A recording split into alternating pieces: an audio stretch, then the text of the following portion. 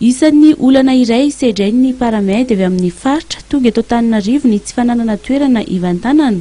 Mba amana izany olana izany dia anangana toerana iray ny fikambanana andraisana ny Paramed ny olo-lavitra ary ny sindika mba ho mariky ny firaisan'ny Paramed manerana Anosy. Amin'ny taona 2020 sy 2021 no ametrahana ny vato fototra an'izany toerana izany ka eny Anosy Ambohidratrimo no nanatanterahana izany. Tapaka nandrisan'ny kongresy ihany koa fa dia orona manomboka amin'ny taona 2020 sy 2021 zany vato fototry ny palais de Paramed koa zany. Io trano no atao hoe site d'étape. Ao ihany koa nefa ny birao zay misy ny entité rehetra ao anatin'ny Paramed, ao zany ny olo-lavitra, ao ny association, ao ny syndicat. Dia io zany no vina goavana zay ho tanterahan'ny Paramed manomboka ny taona 2020 sy 2021. Ny ministère ny fahasalamam-bahoaka dia efa nanome ny tany, efa nanolotra tany ho fanampiana ny Paramed andrenana zany palais de Paramed koa zany. Zavatra maro ihany koa no nivohitra nandritra ny fihaonana nasionaly no tanterahan'ny Paramed tamin'ny volana Aogositra teo tany Tolagnaro.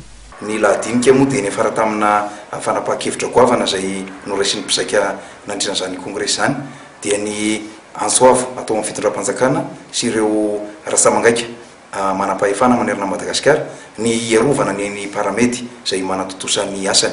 Eo ihany koa ny fanatsarana ny faneriterena ny tsindry azo lena zay mianjady amin'ireny infirmiera sage-femme eo ampanantanterahana ny asan'ireny.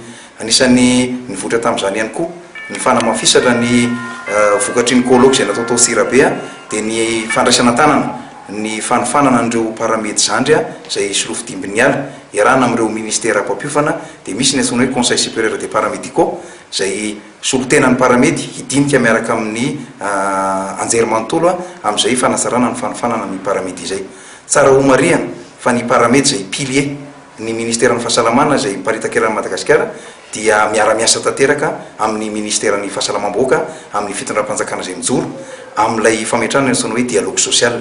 Ka matoa mbola milamina ny Paramed dia misy ireo famalina amin'ny ampahany miandalana zay etaeta ny Paramed izay. Mikasika ny fangatahan'ny Paramed kosa indray dia efa nisy ny fihaonana teo amin'izy ireo sy ny tompon'andraikitra ary efa misy ny famalina amin'ny ampahany tampikarama'izy ireo.